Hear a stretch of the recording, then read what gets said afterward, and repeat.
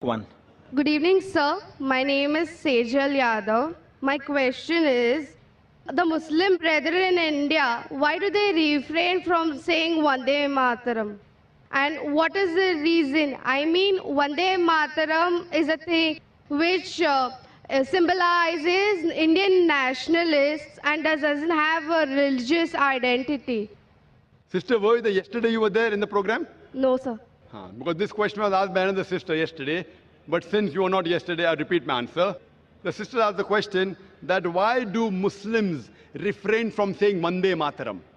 Before I give the answer, why do Muslims refrain, I would give some advice that even the Hindus should refrain. Why? Because it goes against the scriptures. As I mentioned earlier,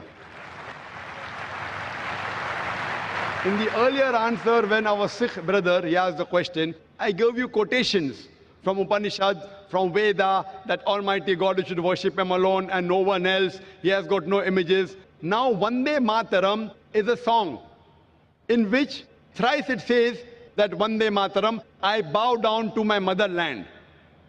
Now, in Hinduism, you worship only Almighty God and no one else. God is the creator of this country also.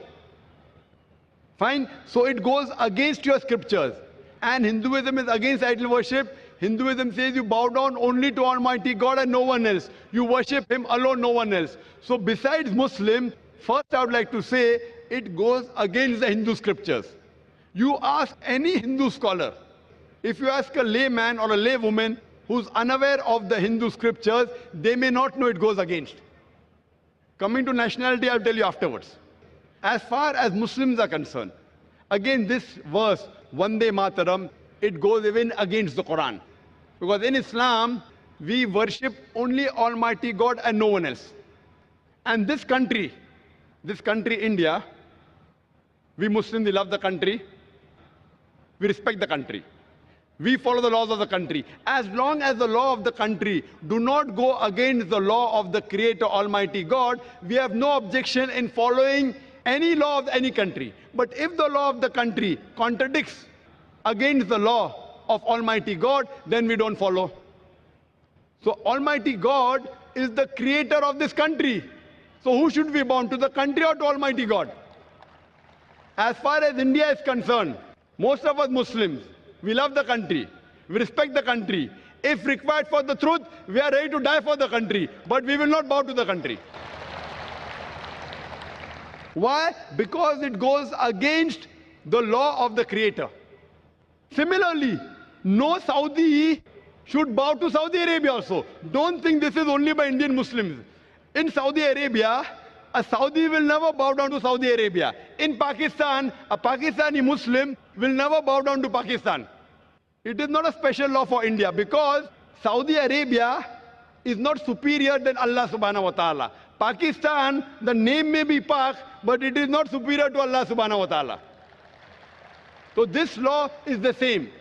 And the concept is that we too love the country.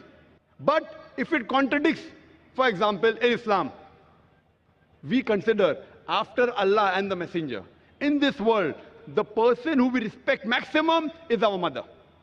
Our mother bore us in a womb for 9 months. We love her. We respect her. We're ready to die for her. But we can't bow down to her also. When I cannot bow down to my biological mother, where is the question of me to bow down to this land? Why? Because neither my biological mother, neither this land of mine is superior to the Creator. Furthermore, there are 12 lines in the Vande Mataram. 3 is Vande Mataram, which is against Quran and Hadith. Similarly, there are attributes given to Almighty God about Durga, about Lakshmi, about wealth, etc., which contradicts against the concept of Islam. So because it goes against, it is belittling God. So I will not belittle my Creator just for this country. But I love the country. That does not mean that I do not love the country. And this song was written by whom? It was written by Bankim Chakrabarty. For what? It was a political move. And now a few years back, they want to create a century and they don't even know the date when it is written down. It is more for political motives that the Indian politicians want to make a thing. But these Hindu Indian politicians don't know that they're going against their own Veda by making a political issue. Hope that answers the question. Thank you, sir.